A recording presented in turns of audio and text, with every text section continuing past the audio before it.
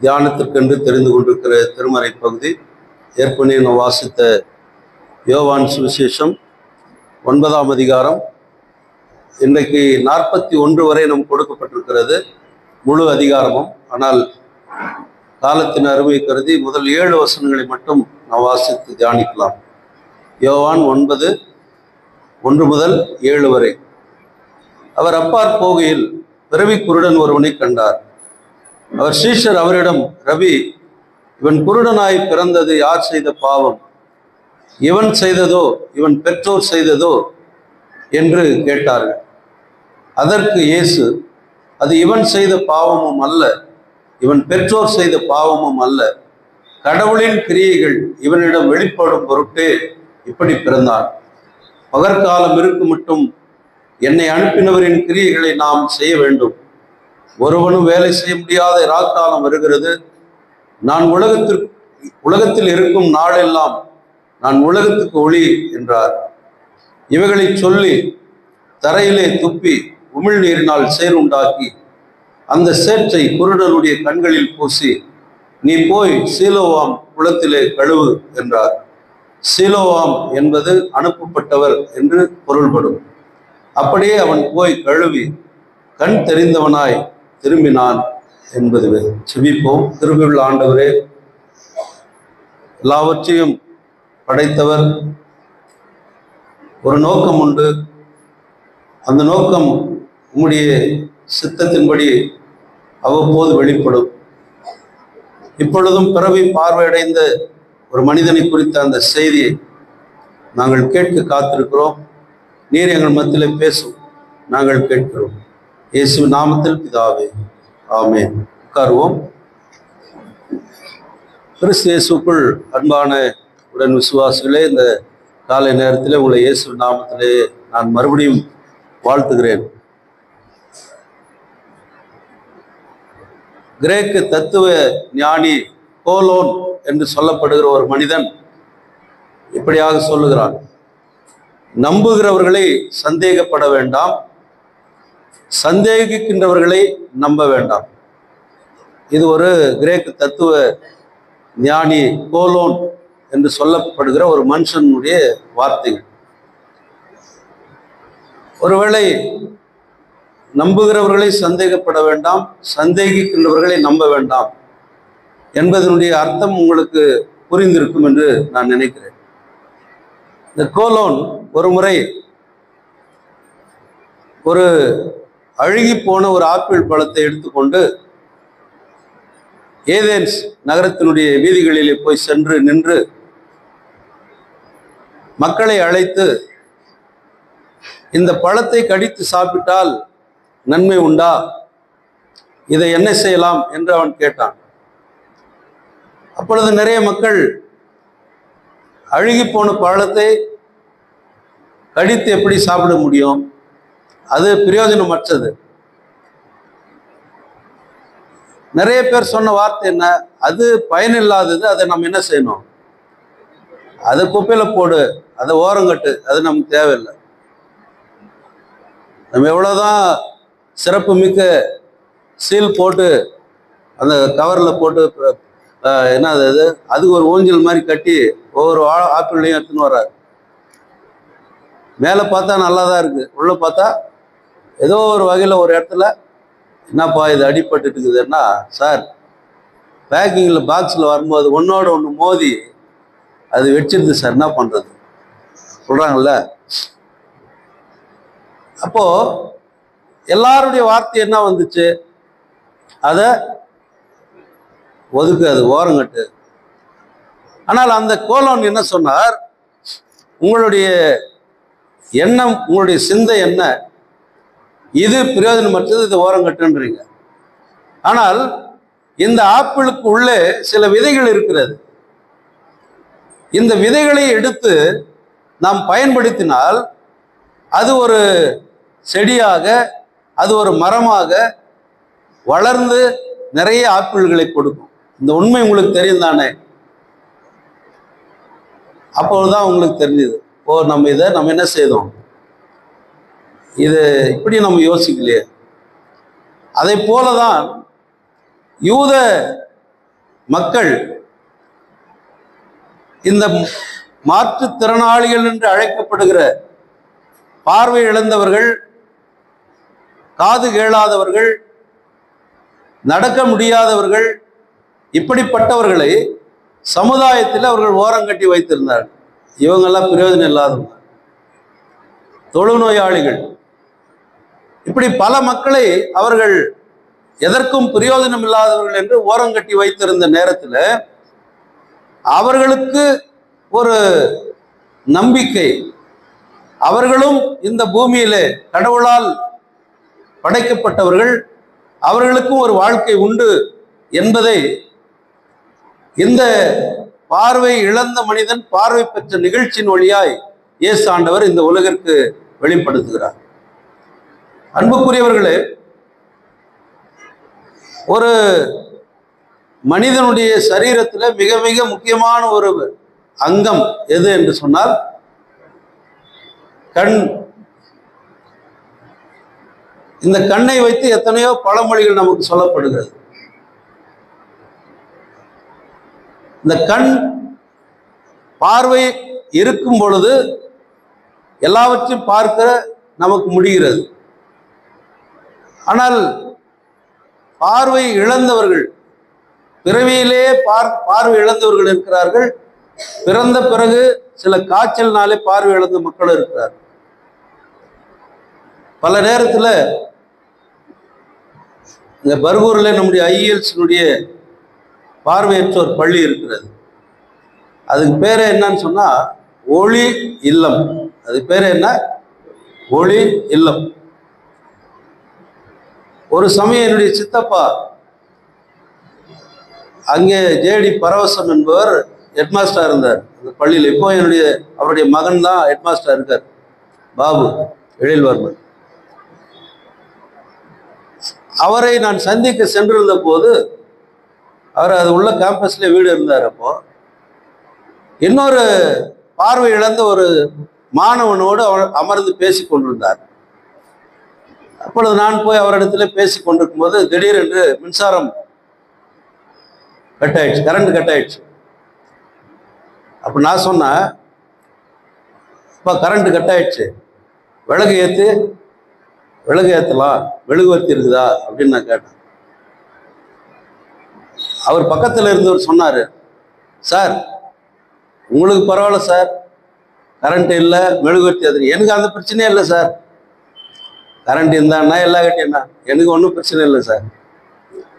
அப்போ எங்கள் சித்தப்பா சொன்னார், இதுப்பா சில நேரத்தில் நம்ம தான்ப்பா குருடன் ஆயிரும், அவனுக்கு நல்லா இருக்கிறானுங்கப்பா, ஏன்பா அப்படி சொல்கிறீங்க? இது மாதிரி நான் ஆஃபீஸ் போயிட்டு உட்காந்துருக்கேன்னா கரண்ட் இது மாதிரி ஆஃப் ஆயிடுச்சு நைட்லன்னா அவன் தான் என் கையை பிடிச்சிட்டுன்னு போகிறான் என் வீட்டுக்கு. யாரு? அவன் தான் கையை பிடிச்சிட்டுன்னு போகிறான் வீட்டுக்கு. எனக்கு இருட்டில் பள்ளம் எது மேடு எதுன்னு எனக்கு தெரியல, ஆனால் அவனுக்கு தெரியுது. இதுதாங்க உண்மை. அதை போன்ற ஒரு சூழல் தான் அங்கே யூதர்களுக்கு மத்தியில இருந்த அந்த ஒரு சூழல். என்ன?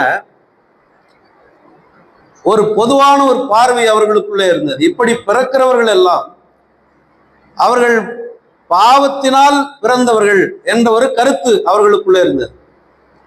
என்ன பாவம் செஞ்சானோ அதை அனுபவிக்கிறான். யாத்திராகமும் கூட நாம் வாசிக்கிறோம் 20ஆம் அதிகாரத்துல 5வது வசனத்துல ஆண்டவர் அவர்களுக்கு கட்டளைகளை கொடுக்கறதுக்கு முன்னால சொல்றாரு, நான் தலைமுறையா 1000 தலைமுறை மட்டும் நான் விசாரிக்கிறவரா இருக்கிறேன்றார். அப்போ அவர்கள் ஒரு தவறு செய்தால் அதை கடவுள் என்ன செய்யறாரு? அவர் தன் சந்ததிகளுக்கே கேட்கிறாராம், அவருடைய அக்கிரமத்தை நான் விசாரிக்கிறவரா இருக்கிறேன்றார்.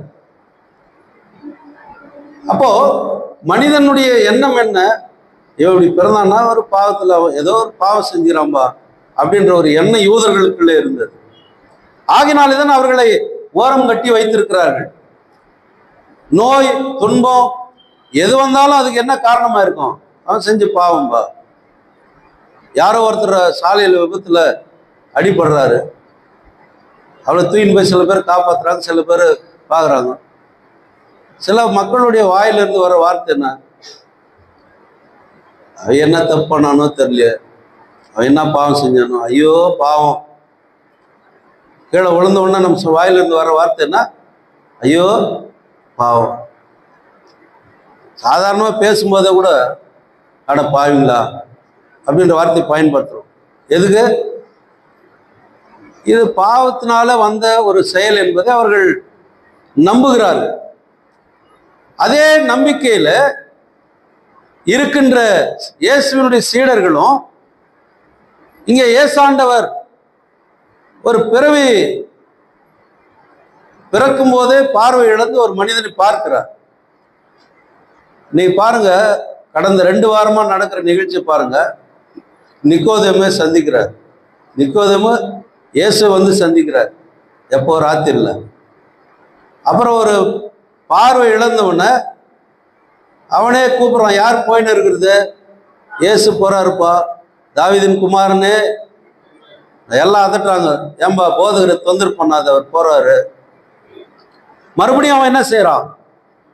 திரும்ப திரும்ப கூப்பிடுறான். உடனே ஏசாண்டவர் நிற்கிறார். அவனை கொஞ்சம் எங்கட கூட்டினாப்பா. அவனை என்னப்பா செய்யணும் உனக்கு? ரபி, நான் பார்வை அடைவேன். அப்படியா? விசுவாசம் உன்னை குணமாக்கினது போ. இப்போ கிண்ணச்சாண்டையில ஒரு பெண்ணை போய் இவரை சந்திக்கிறார். சந்தித்து அந்த பெண்ணினுடைய வாழ்க்கையை மாற்றுகிறார்.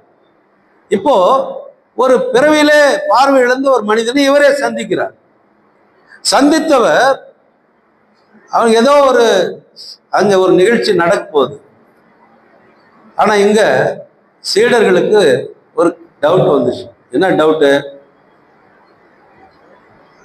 குருவே, இவன் பிறந்தது இவன் செஞ்ச பாவமா, இவர்கள் பெற்றோர் செய்த பாவமா? அப்படிதான் அவருடைய எண்ணம் அதுதான், யூதர்களுடைய எண்ணம் அதுதான். ஆனா இப்போ அவர் என்ன சொல்றாரு? இவன் செய்த பாவம் அல்ல, இவன் பெற்றோர் செய்த பாவம் அல்ல, இறைவனுடைய மகிமை மாட்சிமை இவனிலிருந்து செயல்பட போகிறது, வெளிப்பட போகிறது. அதுவே இவன் பிறப்புக்கு காரணம். சரி வாப்பான்னு கூப்பிட்டாரு. அவரை கூப்பிட்டு என்ன செய்தாரு? கொஞ்சம் உமிழ் நீரை எடுத்து துப்பி அங்கே ஒரு சேற்றை உண்டாக்கி அந்த சேற்றை அவன் கண்களில் பூசி, பக்கத்தில் ஒரு குளம் இருக்குது, அந்த குளத்தின் பேர் சீலோவாம், அங்கே போய் நீ என்ன செய், முகத்தை கழுவு அப்படின்னாரு. நீ நல்லா யோசிங்க,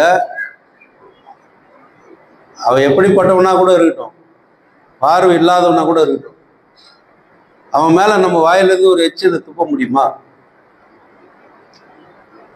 இப்ப அவனுக்கு செய்தி சொல்றாங்க, அப்பா ஏசாமிக்கு எச்சு துப்பி சேர உண்டாக்கி கண்ணில் பூசிக்கிறார். எச்சு துப்பியா?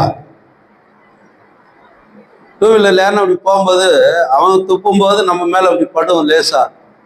நாம சாரி பிரதர்னோன்னா பரவாயில்ல இருக்கட்டும்னு சொல்லிட்டு போறோமா? எடுத்தோடனே கண்ணுல இருந்து ஆரம்பிக்கிறோம். கண்ணு தெரியல அப்போ உனக்கு, அக்கம் பக்கம் பாரு, சரியான பார்வையோடு போ. அப்போ ஒரு மனித செயல்களுக்கு அப்பாற்பட்ட ஒரு செயல் அது. தன்னுடைய எச்சிலை உமிழ்நீரை துப்பி. ஆனால் அதுல ஒரு ரகசியம் இருக்கு. என்னன்னா, உமிழ்நீருக்கு சில மருத்துவ குணம் இருக்கு. இங்க நமக்கு எல்லாம் தெரியும், சில காரியங்களுக்கு உமிழ்நீரை பயன்படுத்துவோம். நம்ம பயன்படுத்தி இருக்கிறீங்களா? மருத்துவ பெரியவங்களுக்கு தெரியும். உமிழ்நீரை எடுத்து நம்ம பயன்படுத்துகிற பழக்கம் உண்டு. தண்ணி குடிக்காம இந்த உமிழ்நீர் தான் ஒரு மனிதனுடைய ஜீரண சக்திக்கு உதவுகிற ஒரு பானம். இந்த உமிழ்நீரை போகும்போது தான் நம்முடைய உணவு செரிமானம் ஆகிறது. இது ஒரு மருத்துவ குணம். அன்னைக்கு அந்த காலத்துல அது ஒரு நம்பிக்கை இருந்தது. அந்த நம்பிக்கையை ஏசாண்டவர் கையில் எடுக்கிறார். பூசி அவன் போய் எந்த கேள்வியும் கேட்கலாம், அவன் மறுப்பே சொல்லல, அவருடைய வார்த்தைக்கு கீழ்ப்படிந்தான். இப்ப போயிட்டு கழுவுறான், பார்வை அடைந்தவனாய் திரும்புகிறான். அப்போ சீடருடைய நம்பிக்கை என்ன, அந்த மனிதனுடைய நம்பிக்கை என்ன, இயேசுனுடைய செயல்பாடு என்ன? இந்த 3 பேருடைய சூழலை நாம் பார்க்கிற பொழுது நம்பிக்கையற்ற, பார்வை இருந்தும் பார்வை இல்லாத சீடர்கள்,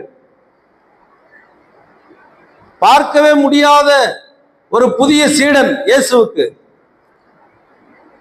இருக்கிறதிலிருந்து அல்ல இல்லாதவைகளிலிருந்து இருக்கிறவர்களை கொடுக்கிறவர் இயேசு. படைப்பிலே இருந்தவர், மனித படைப்பை உருவாக்கினவர். இப்பொழுது படைப்பில் ஒரு குறை, அதை சரி செய்வதற்கும் அவரே வருகிறார் துணை. இந்த பிறவி பார்வை அடைந்த மனிதன் யார் செய்த பாவம் அல்ல,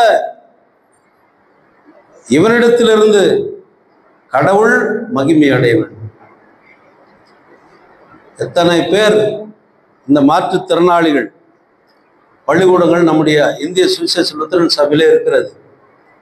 பேரணம்பட்டில் ஒன்று மன வளர்ச்சி குன்றிய பள்ளி, ஆம்பூரிலே காது கேளாத ஹையர் செகண்டரி ஸ்கூல், பர்கூரில் மான்ஸ் மன வளர்ச்சி குன்றியோர் பள்ளி, வெளியேச்சாரில் சார் ஹெட்பாஸாக இருந்தார். நம்ம பிளைண்டு ஸ்கூல் இருக்கு, பார்வையற்றோர் பள்ளி. கிருஷ்ணகிரியில் போலியோ ஒரு சென்டர் இருந்தது, அது மூடப்பட்டது. தூத்துக்குடியில் ஒரு டெஃப் அண்ட் டம்ப் ஸ்கூல் இருக்கு. இதெல்லாம் ஐஇஎல்ஸில் நிறுவப்பட்ட மாற்றுத்திறனாளிகளுக்கான சிறப்பு பள்ளிகள். இந்த பள்ளியிலே படித்தவர்களுடைய பிற்கால நிலைமை என்ன, எப்படி இருக்கிறார்கள் என்று ஒரு ஆராய்ச்சி யாராவது செய்து பாருங்க. இருக்கு, படித்தார்கள், போகிறார்கள், அதெல்லாம் விட இன்னைக்கு நம்முடைய பள்ளிக்கூடங்களிலே படித்த மாணவர்கள் அரசாங்க என்ஜினியரிங் காலேஜிலேயே ப்ரொஃபஸராக இருக்கிறாங்க. பார்வை இழந்தவர்கள் எத்தனையோ ஆசிரியர்களாக இருக்கிறார்கள், எத்தனையோ உயர் பதவிகளில் இருக்கிறார்கள். ஒசூரில் இருக்கிற டைட்டான் வாட்ச் கம்பெனியில் ஏறக்குறைய 100கணக்கான மக்கள் இந்த டெஃப் அண்ட் டம்ப் பிள்ளைகள் வேலை செய்கிறார்கள், லட்சக்கணக்காக சம்பாதிக்கிறார்கள். மாற்றுத்திறனாளிகளுக்கென்று ஒரு ஊழியம் இருக்கிறது நம்முடைய ஐஇஎல்ஸில். அருள் திரு டிஎஸ் கிறிஸ்துதாஸ் என்பவர் அந்த பணியை இன்று வரை செய்து கொண்டே இருக்கிறார். இதையெல்லாம் நாம் பார்க்கிற பொழுது நாம் விசேஷித்தமானவர்கள், கடவுளுடைய பார்வையிலே அவர்கள் மூலமாய் தேவன் மகிமைப்படுகிறார் என்பதை வெளிப்படுத்துகின்ற நிறுவனங்கள் இதெல்லாம். அதற்கு தான் அது நிறுவப்பட்டது. அன்புக்குரியவர்களே, இறைவனுடைய செயல் அல்லது கடவுளுடைய அருள் இப்படிப்பட்ட மக்களுடைய வாழ்க்கையிலிருந்து வெளிப்பட வேண்டும் என்பதை ஆண்டவர் விரும்புகிறார். ஏனென்று சொன்னால் அவரே இந்த உலகத்திற்கு ஒளியாக வந்தவர் என்று நிரூபிக்கின்ற ஒரு பகுதி இது. சங்கீதக்காரன் 146ஆம் சங்கீதம் 8வது வசனத்திலே சொல்கிறார், ஆண்டவர் பார்வையற்றோரின் கண்களை திறக்கிறார். வாசித்த எசையா 42ஆம் அதிகாரத்துல குருடருக்கு வழிகாட்டுவது யார் அப்படின்ற வார்த்தையை சொல்றார். குருடர் அப்படின்ற வார்த்தையை நான் பைபிள்ல இருந்து தான் பயன்படுத்துறேன், தவறா நினைக்க வேண்டாம். ஏன்னா இன்னைக்கு யாரும் அப்படி சொல்லக்கூடாது, யாரும் அவர்களை இது போல சொல்லக்கூடாது, மரியாதையாக அழைக்க வேண்டும். பார்வை இழந்தவர்கள் என்று அழைக்கலாம், பரவாயில்ல. இங்கே இயேசு பிறவியில் பார்வை இழந்தவனை பார்வை பெற செய்கிறார். இயேசு அருளுகின்ற வாழ்க்கை ஏதோ இழந்து போன ஒன்றை மீண்டும் பெறுவது போன்றது அல்ல, மாறாக முற்றிலும் புதிதான ஒன்று. இதுவரைக்கும் அப்படி கேள்விப்பட்டதே இல்லையே, ஒரு பார்வை இழந்தவன் பார்வை பெற்றதாக இதுவரை நம்ம கேள்விப்பட்டதே இல்லையே அப்படின்னு நான் சொல்ல. யார் சொல்றது? இந்த பார்வை பெற்றவன் சொல்லுகிறான். ஏன்னா இவன் பார்வை அடைந்த பிறகு இயேசாண்டவர் இந்த அற்புத செயலை செய்கிற பொழுது அவர் உயிரோடு இருக்கிற வரையில, அவர் இந்த பூமியிலே வாழ்கிற வரையில இதை செய்ய வேண்டியது கட்டாயம் இருக்கிறது என்று சொல்லுகிறார் சீடர்களிடத்துல. காரணம் என்ன?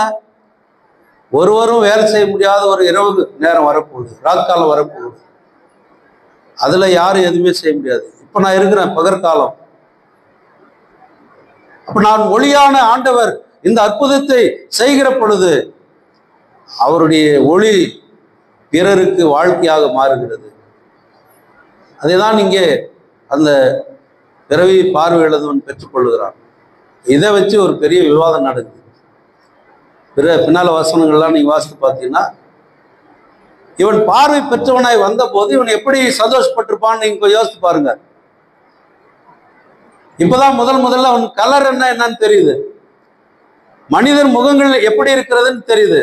மனிதர்கள் ஆடை எப்படி அணிகிறார்கள் என்று தெரிகிறது. மலை எப்படி இருக்கிறது என்று தெரிகிறது. பூக்கள் எப்படி இருக்கிறது என்று தெரிகிறது. சுவை மட்டுமே அறிந்தவன் இப்பொழுது பொருட்களை பார்க்க முடிகிறது. சந்தோஷத்திலே இருக்கிற அவனை சிலர் பார்த்து, இவனை எங்கே பார்த்த மாதிரி இருக்கு, இவன் யாரு, இவன் பார்வையோடு இருக்கிறான, நம்ம பார்க்கிறான, இவன் பிச்சை எடுத்து கொண்டிருந்து வந்தானே. அவன் சொல்றான் பாருங்க, நீ ஏன் பேசுங்கிறீங்க, எந்த வாசல்ல பிச்சை எடுத்து வந்த மாதிரியா, நான் தான் அவரு, நான் தான் அவரு, உங்களுக்கு என்ன சந்தேகம் இதுல, நீ பார்வை பெற்றிருக்கிறாயே. அவர் சொல்றாரு, ஐயா எனக்கு இதை பத்தி ஒன்றும் தெரியல. இயேசுன்னு ஒருத்தர் வந்தாரு, அவரு உமிழ்நீரை துப்பி மண்ணை சேராக்கி கண்ணில் பூசி சீலோகம் குளத்தில் கழுவுனாரு. நான் போனேன், கழுவுனேன், என் கண்கள் திறந்தது, நான் பார்வை பெற்றேன். அதுதான் எனக்கு தெரியும், வேற எதுவும் தெரியாது, வேற எதுவும் கேட்காதீங்க. அவனை துருவி கேட்குறாங்க, ஏன் சொல்லு, எப்படி இது நடந்துச்சு ஏன்னு கேட்டா, இவர்கள் இந்த நிகழ்ச்சி நடந்த நாளை பார்க்குறாங்க. இந்த நாள் எந்த நாள்னா ஓய்வு நாள். ஓய்வு நாள்ல எந்த காரியத்தையும் யாரும் செய்யறதில்லை. ஆனால் இயேசு ஆண்டவர் இந்த ஓய்வு நாள்ல ஒரு அற்புதத்தை செய்து விட்டாருன்னு அவரை எப்படியாவது சிக்க வைக்கணும். இந்த அற்புதம் எதனால் நடந்தது, அந்த தண்ணீரால் தான் நடந்தது என்பதை நிரூபிப்பதற்கு இவர்கள் முயற்சி பண்றாங்க. அவனுக்கு திரும்ப கேட்கிறாங்க. சீடர்களிடத்துல இயேசு சொல்லுகிறார், என் அனுப்பினுடைய பணியை நான் செய்யணும்பா, அது பகற்காலம், நான் இருக்கிற காலத்துல செஞ்சிடறேன். அதற்கு பிறகு சீடர்கள் அதை செய்யணும், அதுக்கு தான் இதெல்லாம் செய்யறாரு. இப்போ சீடர்களுடைய வருங்காலத்தினுடைய அந்த செயல்கள் எப்படிப்பட்டதா இருக்கிறது என்பதை பற்றி அவர்களுக்கு சொல்லுகிறார். உலகின் ஒளியான இயேசு இந்த அடையாளத்தை செய்கிற பொழுது அந்த பார்வை இழந்தவன் உலக பார்வையை, விசுவாச பார்வையை இப்பொழுது அவன் பெற்றுக்கொண்டவனாய் மகிழ்ச்சியோடு இருக்கிறான்.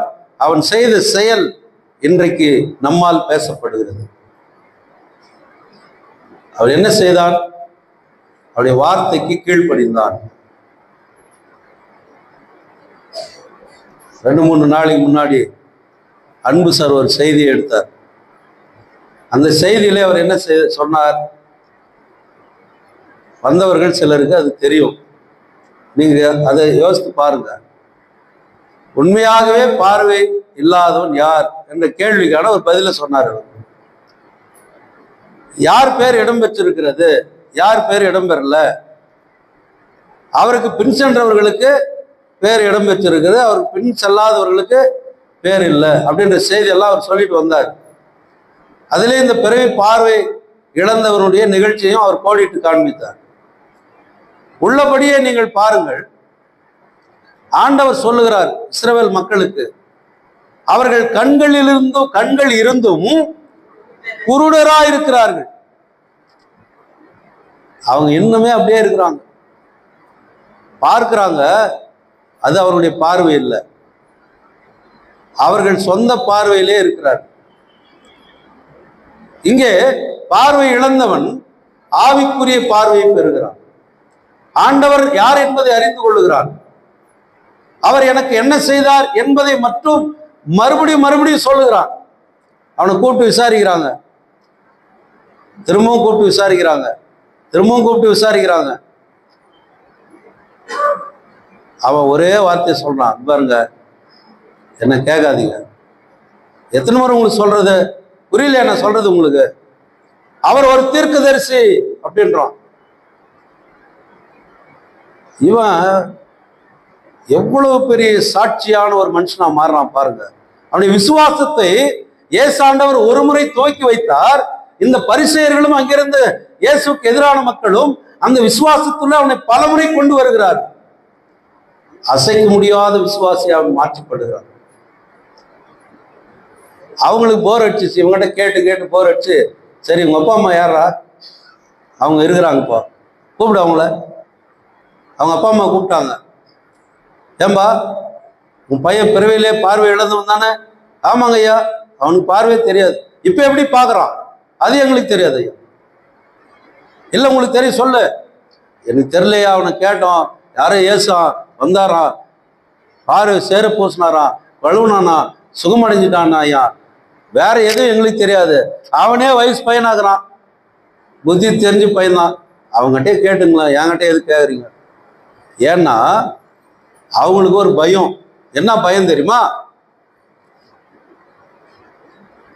அவன் தகப்பன் தாயும் யூதருக்கு பயந்து இப்படி சொன்னார்கள் அப்படின்றாங்க. ஏன் யூதருக்கு பயப்படணும்? யூதருக்கு அவங்க பயப்படணும்? ஓய்வு நாளில் இது மாதிரி எதுனா நடந்தா அவனுக்கு தண்டனை கிடைக்கும். இப்ப பெற்றோர்களுக்கு தண்டனை கிடைக்கணும். ஆனா அவங்க என்ன சொல்றாங்க? தப்பிச்சுக்கிறாங்க. எனக்கு தெரியாதுப்பா, அது அவனை கேட்டுங்க, அவனே வயசு பையன் தானே, அவனுக்கு கேட்டுங்க. மறுபடியும் அவனை 2வது முறை கூப்பிடுறாங்க, 3வது முறை கூப்பிடுறாங்க. அவன் இதே சொல்றான், இதுபா நான் முன்ன பார்வை இல்லாம இருந்தேன், இப்ப பார்க்கிறார். அதுக்கு அவர் தான் காரணம், வேற எதையும் எனக்கு கேட்காது. இதை வச்சுதான் ஒருவேளை அவன் எடுத்திருப்பானோ. அடிச்சு கேட்டாலே சொல்லாத, இந்த கதையை வச்சுதான் எடுத்திருப்பான் போல தெரியுது. திரும்ப திரும்ப கேட்கறாங்க, அவன் ஒரே பதில தான் சொல்லினே இருக்கிறான். அப்போ இவன் கேட்கறான் பாருங்க ஒரு கேள்வி, ஏன்பா நீங்க இவ்வளோ கஷ்டப்பா திருப்பி திருப்பி கேட்குறீங்க, ஒருவேளை நீங்க அவருக்கு சீடன் ஆயிடலான்னு பாக்குறீங்களா அப்படின்னு கேட்டான். கோவம் வந்துச்சு அவனுக்கு, எரிச்சல் வந்துச்சு. நீ அவனுக்கு சீடன் ஆயிரு, நாங்க மோசேக்கு சீடர்கள். நாங்க பாருங்க, மோசேவின் சீடர்களா இருப்பதில் பெருமை கொள்ளுகிற அந்த மக்கள், இயேசு ஒரு அற்புதத்தை செய்திருக்கிறார், பார்வை இல்லாத ஒரு மனுஷன் பார்வை அடைந்திருக்கிறான், அதை குறித்த சந்தோஷமோ அதை குறித்த ஒரு மகிழ்ச்சி அவர்களுக்குள்ளே இல்லை. எப்படியாவது இவரை குற்றப்படுத்த வேண்டும் என்றே அவர்கள் விரும்புகிறார். ஏறக்குறைய நம்முடைய குணம் தான் நினைக்கிறாங்க. எது எடுத்தாலும் ஒரு குறை, எது செய்தாலும் ஒரு குற்றம், எது நடந்தாலும் அதை பற்றி ஒரு விமர்சனம். இதை சொல்லி சொல்லி சொல்லி சொல்லி நாம் என்ன செய்யறோம்? நமக்குள்ள குறைகளை மறைத்துக் கொள்ளுகிறோம், நமக்குள்ள இருக்கிற குற்றங்களை மறைத்துக் கொள்ளுகிறோம். மற்றவர் மீது குறை சொல்லியே வாழ்வதற்கு நாம் பழகிட்டோம். நிறைய எதுவுமே நம்ம சொல்றதில்லை. எல்லாமே நல்லா, ஒரு விருந்துக்கு போறோம், எல்லாமே சிறப்பாக கவனிச்சாங்க, கடைசியா ஒரு வார்த்தை சொல்லுவார், லட்டு கொஞ்சம் சின்னதா இருந்துச்சு, அது கொஞ்சம் பெருசா இருந்தா நல்லா இருக்கும். எதில் போய் நிற்கிறாரு அவரு? ஏன்னா ஏதாவது ஒன்று சொல்லணும். ஆனால் இங்கே குறைகளையே விரும்புகிற மக்கள் மத்தியில தனக்கு கிடைத்த நிறையை மட்டும் அவன் சொல்லுகிறான். சீலோவாம் குளம் என்பது அது ஒரு ஒரு என்ன சொல்றது, ஒரு கால்வாய் வெட்டி உண்டாக்கின ஒரு நீரோடையில இருந்து வெட்டி எடுக்கப்பட்ட ஒரு குட்டை, ஒரு சின்ன ஒரு குளம். அது அந்த தண்ணிய இஸ்ரேல் மக்கள் குடிக்க மாட்டாங்க. ஏன்னா அது வேற்று மக்களுடைய தண்ணீர் என்பதனால அவர்கள் என்ன செய்ய மாட்டாங்க, அவங்க அதை குடிக்க மாட்டாங்க. ஏசாயா 8ஆம் அதிகாரத்தில் 6வது வசனத்துல நீ வாசித்து பார்த்தீங்கன்னா சொல்லுவாங்க, சீலோவாம் தண்ணீரை அவங்க என்ன செய்யல, அவங்க ஏற்க மறுத்தவர்கள். இப்ப சீலோவாம் குளத்து நீரை ஒருவன் கழுவி சுத்தமானான் என்று சொன்னால் அதை எப்படி ஏற்றுக்குவாங்க அவங்க?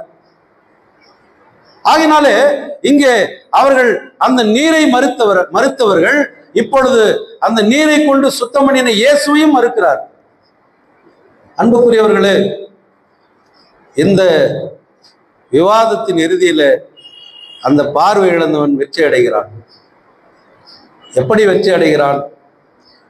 அவன் இயேசுவிடத்திலே அவன் வருகிறான். எப்படி வருகிறான் தெரியுமா? அவன் தானா வரல.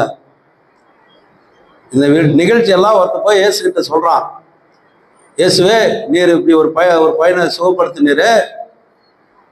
பலர் அவனை என்னென்ன கேட்டாங்க, ஒரே வார்த்தை உன் பேரை மட்டும் தான் சொன்னே இருக்கிறான், உன் மேல மட்டும் தான் நம்பிக்கையா இருக்கிறான், உன் மேல மட்டும் தான் விசுவாசத்தை வெளிப்படுத்துகிறான், நீர் தான் இந்த நன்மை செய்தீர் என்று பகிரங்கமாக அறிக்கையிட்டுக் கொண்டு இருக்கிறான். நல்லா பாருங்க, 35வது வசனத்துல அவன் அவர்கள் வெளியே துரத்தி விட்டதை இயேசு கேள்விப்பட்டு அவனை கண்டுபிடித்து, நல்லா யோசிங்க, இயேசு சுகம் கொடுத்தவர் மட்டுமல்ல, அவனுக்கு வாழ்க்கை கொடுத்தவர் மட்டுமல்ல, அவனை கண்டுபிடிக்கிறவர். திசை மாறி பார்வை இழந்து வழி தவறி கெட்டு போய் சபிக்கப்பட்டிருந்த மக்களாகிய நம்மை பொன்னினாலும் அல்ல வெள்ளினாலும் அல்ல விலை மதிக்க முடியாத இரத்தத்தினாலே நம்மை மீட்டு நம்மை கண்டுபிடித்து அவருடைய பிள்ளைகளாய் நம்மை மாற்றிக்கொண்டார். அவருடைய அன்பு எத்தனை பெரியது! நான் தான் என்று சொன்னவன் அவர்தான் என்பதை சுட்டி காட்டுகிறான். இந்த வாழ்வுக்கு, என்னுடைய இருளான வாழ்வுக்கு ஒளியூட்டின இரட்சகர் இயேசு அவர்தான். அவரையே சுட்டி காட்டுகிறான். தன்னுடைய வாழ்க்கை முழுவதும் அவன் அப்படிதான் வாழ்ந்திருப்பான் என்பதில் எந்த விதமான சந்தேகமும் இல்லை. முழு விசுவாசத்திற்குள் அவன் வழி நடத்தப்படுகிறான். இன்றைக்கு முழுமையான விசுவாசம் நமக்குள் இருக்கிறதா என்பது ஒரு கேள்வி. சீடர்களிடத்துல ஆண்டவர் சொன்னார், கடுகளவு விசுவாசம் இருந்தால் அப்படின்றாரு. இப்ப என்ன அர்த்தம்? கடுகளவு கூட நம்ம கிட்ட என்ன இல்லை, விசுவாசம் இல்லை. டவுட்லேயே தான் நம்ம வாழ்றோம், சந்தேகத்திலே தான் இருக்கிறோம். அவர் செய்வாரா மாட்டாரா, வருவாரா வரமாட்டாரா, கொடுப்பாரா கொடுக்க மாட்டாரா, பல தேடல்கள் நமக்கும் உண்டு. நாமும் சில அறியாமையிலே வாழ்ந்து கொண்டிருக்கிறோம். நமக்கும் பார்வை இழந்த சூழல்கள் உண்டு. இறைவனை அறிந்தும் அறியாமல் வாழக்கூடிய சூழல்கள் உண்டு. ஆனால் இவைகளுக்கு மத்தியில முழுமையான விசுவாசம் நமக்குள் வேண்டும் என்பதை ஆண்டவர் விரும்புகிறார். இந்த பார்வை இழந்த மனிதன் ஆண்டவருடைய வார்த்தைக்கு கீழ்ப்படிந்தான், முழு விசுவாசத்திற்குள் வழிநடத்தப்பட்டான், சுகமடைந்தான், சாட்சியானான். இதே போன்ற ஒரு நிகழ்ச்சி பழைய ஏற்பாட்டின் காலத்திற்கு நாம் போனால், நாகமான் என்று சொல்லக்கூடிய ஒரு மனிதன் பெண் குஷ்டத்தினாலே பாதிக்கப்பட்டான். அவன் வீட்டில் ஒரு அடிமை பெண் இருக்கிறாள், இஸ்ரவேல் தேசத்தின் பெண் ஒன்று. அந்த பெண்ணு சின்ன பெண்ணு தான் சொல்றா, இவனுக்கு வைத்தியம் பண்ணி எங்கேயுமே சரியாகலை. ஆங்கிலத்தில் அதுக்கு பேர் விட்டில்லி கோவா, என்ன அது பேர் என்ன, அதுக்கு வெண் கோஸ்ட் மாதிரி வந்துடும் உடம்பெல்லாம். இன்னைக்கு அது நிறைய வந்துடுச்சு மக்கள் மத்தியில். அதிகமாக இன்றைக்கு அந்த வியாதி பரவி கொண்டு இருக்கிறது. நம்முடைய சரீரத்தில் சில தாது பொருட்கள் இருக்கு இல்லையா, சரீரத்தில் தாது பொருட்கள் இருக்குதா இல்லையா, இருக்குதா இல்லைங்களா? ஆமாம், அந்த தாது பொருட்களுடைய அளவு குறைஞ்சிச்சுன்னா இது போன்ற ஒரு வியாதி வரும். என்னது அது? அதுக்கு 2-3 இருக்குது. அது இப்போ அந்த பெண்ணு சொல்ற, ஐயா எங்க ஊர்ல ஒரு தீர்க்கதரிசி இருக்கிறாரு, நீங்க அவர்கிட்ட போங்க, அவர் சுகமாக்கிடுவார். இந்த சின்ன பொண்ணு தானே சொல்றா அப்படின்னு சொல்லிட்டு அவன் என்ன செய்யல, உதாசீனப்படுத்தல. அவன் தன் ராஜாவிடத்துல ஒரு கடிதத்தை வாங்கி கொண்டு அவன் அந்த ஊருக்கு போறான். ராஜா கிட்ட போயிட்டான் நேரா. ராஜா கோவம் வந்துடுச்சு, நான் என்ன தீர்க்கதரிசியா, நான் போய் சுகப்படுத்த முடியுமா, நான் டாக்டரா நானு? இல்லப்பா. அங்க ஒருத்தர் சொன்னான், இல்லையா நம்ம நாட்டில் ஒரு தீர்க்கதரிசி இருக்கிறார்ல, அவர்கிட்ட அனுப்பி அவர் பார்த்துக்கிறாரு. அவர்கிட்ட அனுப்பிட்டான். இவன் யார்? இவன் ராஜாவினுடைய தளபதி, பக்கத்து நாட்டினுடைய ராஜாவினுடைய தளபதி. இந்த தளபதி அந்த தீர்க்கதரிசி வீட்டுக்கிட்ட போறாரு. யார் அவரு? தீர்க்கதரிசி எலிஷா அங்க போய் நிக்கிறாரு. இப்போ ஒரு நாட்டு தளபதி வராருன்னா எப்படி இருக்கும்? எப்படி இருக்கும்? ஒரு நாட்டு தளபதி வராருங்க, ஒன்னும் இல்லை, நேற்று ஒருத்தர் வந்தாருங்க புதூருக்கு. சுற்றி வட்டாரத்துலேயே போலீஸ் நிற்க வச்சு அந்த ஏரியாவை என்ன பண்ணிட்டாங்க, அப்படியே கவர் பண்ணிட்டாங்க. நாங்கள் திருப்பத்தூருக்கு போனோங்க பஸ்ஸில், அந்த ரூட்டில் போ. நாங்கள் டூ வீலரில் செட்டியாப்பனூர், நீ அந்த ரூட்டில் போ. ஏன்னா இந்த ரூட்டில் ஒருத்தர் வராரு, அவருக்கு முக்கியத்துவம். அவரை பார்த்த உடனே அவருக்கு நம்ம செலுத்த வேண்டிய மரியாதையை செலுத்தணும். இப்போ ஒரு ராஜாவுடைய தளபதி வராரு, இந்த தீர்க்கதரிசி என்ன பண்ணியிருக்கணும், தளபதி வந்துட்டாரா, அவனோட கூப்பிடுப்பா, அவரை உட்கார வைப்பா, உள்ள உட்கார வைக்கலாம். உள்ள கூட கூப்பிடல, அவன் மூஞ்சிய கூட பார்க்கல. அவர் சொன்னாரு வேலைக்காரங்கிட்ட, கேஎஸ்சி ஒருத்தங்கிறான், டேய் அவங்ககிட்ட போய் சொல்லு, யோர்தான் நதியில 7 முறை போய் அவனை என்ன செய்ய, முக்கிய இடம் சொல்றான். அவனை வந்துச்சு இவனுக்கு. எங்க ஊர்ல இல்லாத நீரோடையா, எங்க ஊர்ல இல்லாத அருவியா, எங்க ஊர்ல இல்லாத தண்ணியா, நான் நினைச்சா குளியல் போறதுக்கு எவ்வளோ நீரோடைகள் எங்க ஊர்ல இருக்கு, நீ இங்க வந்து என்ன செய்யற, 7 முறை முக்கிய கூட வந்தவன் சொன்னான், ஏயா உங்கள்கிட்ட பணம் கேட்டானா, பொண்ணு கேட்டானா, இல்லை இந்த மலையை பேத்துன்னு வந்து கொடுனானா, சின்ன ஒரு விஷயம், 7 முறை முக்கிய ஏழுன்னு தான் சொன்னான். அதுல என்ன கஷ்டம் உனக்கு, தூர பிரயாணத்தில் களைப்பா வந்துக்கிறோம், ஒரு குளியல் போட்டு தான் போவோம் வாயன் அப்படின்னா, சரி வா. ஒருவேளை அவன் 6 முறை குளியல் போட்டுருந்தான்னா ஒன்றும் ஆயிருக்காது. நீ நம்ப மாட்டீங்க, 7 முறை அவன் கடவுளுடைய வார்த்தைக்கு, அந்த சின்ன பெண்ணுடைய வார்த்தைக்கு, இந்த வேலைக்காரனுடைய வார்த்தைக்கு, அந்த தெற்கு வார்த்தைக்கும் கீழ்ப்படிந்தான். இப்ப 7 முறை மொழி எழுந்தான், அவன் சுகமாகிறான். அவன் நன்றி செலுத்துறான். திரும்பவும் போய் என்ன நன்றி செலுத்துறான், நான் என் குடும்பம் எல்லாமே இன்னைக்கு எகோவை தான் வணங்குயா, வேற யாரும் நாங்க வணங்க மாட்டோம். என்னெல்லாம் பொருளை கொடுக்கறதுக்கு முயற்சி பண்றான், வாங்கல. அவர் போகும்போது அவன் என்ன செய்தான் தெரியுமா, என்ன பண்ணான் தெரியுமா, போகும்போது நாகமான் ஒரு மூட்டை மண்ணை வாரி, இந்த மண்ணை எடுத்துன்னு போறேன் அந்த நாட்டுல இருந்து, அதுக்கு ஒரு அனுமதி கொடுங்க. அவன் மண்ணை எடுத்துக்கினான். எதுக்குயா இந்த மண்ணுன்னு கேட்டான், நான் இந்த மண்ணை எடுத்துன்னு போய் எங்க ஊர்ல வச்சு பலிப்படம் கட்டி ஆண்டவரை தொழுது கொள்ள போறேன். ஆனா ராஜா வேற கடவுளை தொழுது கொள்றாரியா, அதுக்கு மட்டும் எனக்கு ஒரு விளக்கு கொடுங்க, ஒரு பர்மிஷன் கொடுங்க. ராஜா கூட போகும்போது மட்டும் அவர் வேற ஒரு கடவுளை சொல்றாரு, சும்மா அவர் என்னை பிடிச்சி நிற்குவாரு, அதுக்கு மட்டும் எனக்கு பர்மிஷன் கொடு, வேற எதுவானா. கடவுளுக்கு சாட்சியாய் மாறினான் நாகமான். இங்கே விரைவிலே பார்வை இழந்த அந்த மனிதன் ஆண்டவருக்கு சாட்சியாய் மாறுகிறான். இயேசு யார் என்று அவன் உள்ளத்தில் அகக்கண் கொண்டு பார்த்தான். இவர்தான் ரட்சகர், இவரை தவிர வேற யாரும் மீட்பர் கிடையாது, இவர்தான் நமக்கு வாழ்க்கை என்பதை அவன் ஏற்றுக்கொள்கிறான். இன்னைக்கு நாம் ஏற்றுக்கொண்டும் இன்றைக்கு விழி இழந்த மக்களாயிருக்கிறோம், பார்வை இழந்தவர்களாயிருக்கிறோம், விசுவாச குருடர்களாயிருக்கிறோம், விசுவாச பார்வை குறைந்து போய் கொண்டிருக்கிற மக்களாகவே நாம் இருக்கிறோம். இல்லைன்னு சொன்னா நமக்குள்ள இருக்கிற வாழ்க்கை முறைகள் மாறி இருக்கும். உபவாச நாட்களை மட்டும் நாம் கருத்தில் கொள்ளக்கூடாது. சில நேரத்தில் இந்த வெள்ளிக்கிழமை ஆராதனைல லிட்டானி அப்படின்ற ஒரு பாடலை நாம் பாடுறோம். அது என்னது, அது தமிழ்ல அதுக்கு என்ன பேரு, பொதுவான பிரார்த்தனை மாலை. பொதுவான பிரார்த்தனை மாலை, பொது ஜபம். அது என்னது, அது பொது ஜபம், அவ்வளவுதான். பிரசங்கம் முடிஞ்சோன்னா ஒரு ஜபம் நான் பண்றேன் இல்லையா, அதே தான் அது. அதை லென்டேஸில் மட்டும் நம்ம ஏன் பாடணும், மற்ற நாளில் பாடலாம் இல்லையா. ஆனால் என்னன்னு தெரியல, நம்ம சபையில் அது ஒரு ஒழுங்காக வச்சிருக்கிறாங்க, நம்ம அதை ஃபாலோ பண்ணின்னு போகிறோம், வேற வழி இல்லை.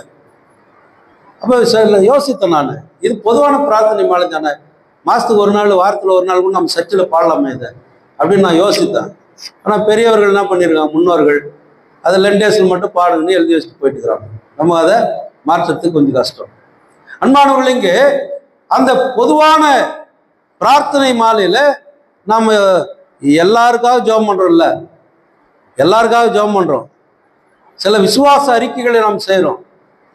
இப்ப கூட நான் பாக்குறேன், எத்தனை முறை சொன்னாலும் நீங்களும் மாற மாதிரி தெரியல, விசுவாச பிரமாணம்னா கெட்டியா கண்ணை மூடிக்கிறீங்க.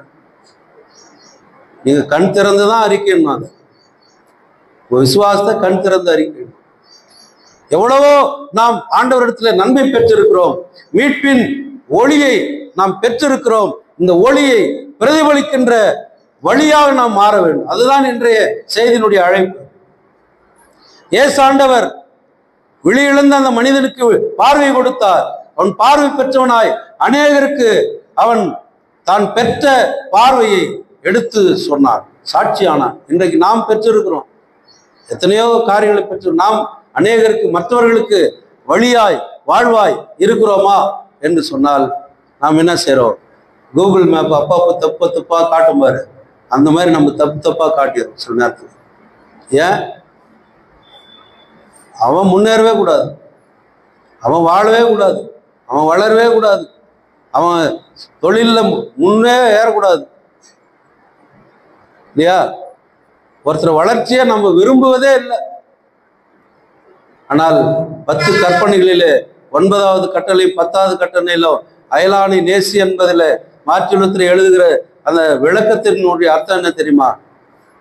அயலானை நேசிக்கிறது மட்டுமல்ல, அயலானுக்கு உதவி செய்யறது மட்டுமல்ல, அவனையும் அவன் குடும்பத்தையும் அவன் சொத்துக்களையும் அவனுக்குரிய யாவற்றையும் பாதுகாப்பதற்கான செயலையும் நாம் செய்ய வேண்டும் என்றார். அயலானுடைய சொத்துக்களை அபகரிக்கிறது மட்டும் முழுசா அழியணும்னு நினைக்கிறோம். அதே ஆண்டவர் விரும்புவது. இங்கே ஒரு பார்வை அடைந்த மனிதன், ஏன்னா நாம முன்ன எப்படியா இருந்தோம் அது வேற விஷயம். பவுல் எபேசு மக்களிடத்துல என்ன சொன்னார்? நீங்கள் முன்பு அந்த காலத்தில் இருந்தீர்கள். வாஸ்தவன் எபேசர் 5ல் இப்போ நீங்க யாரு? நீங்கள் வெளிச்சத்தின் பிள்ளைகள், ஒளியின் பிள்ளைகள். இயேசு நானே இந்த உலகத்தின் ஒளி என்று சொன்னவர், அவருடைய பிள்ளைகள் நாம். அநேகருக்கு ஒளியாய் நாம் மாற வேண்டும், அநேகருக்கு வெளிச்சமாய் நாம் மாற வேண்டும். ஆன்மீக குருட்டுத்தன்மையில இருக்கிற மக்களுடைய வாழ்க்கையிலிருந்து ஜீவ விசுவாச பார்வையை நாம் கொடுப்பதற்கான கருவிகளாய், சாட்சிகளாய் நாம் மாற வேண்டும். அப்படி நாம் வாழ்வதற்கு இறைவன் தாமே துணை புரிந்து, இந்த பார்வை பெற்ற மனிதன் ஆண்டவருக்கு சாட்சியா இருந்ததை போல நாமும் இந்த உலகத்துக்கு சாட்சியா இருந்து ஆண்டவருடைய அற்புதமான வாழ்க்கையில நாமும் பிரவேசித்து வாழ தூய ஆவியானவர் நம்மை சக்திப்படுத்தி காப்பாராக. ஆமீன். எல்லாவற்றுக்கும் மேலான தேவ சமாதானம் நம் இருதயங்களின் சிந்தனைகளிலும் கிறிஸ்துக்குள் காத்துக்கொள்வதாக. ஆமீன். ஸ்தோத்திர பலியை நாம் பாடுவோம்.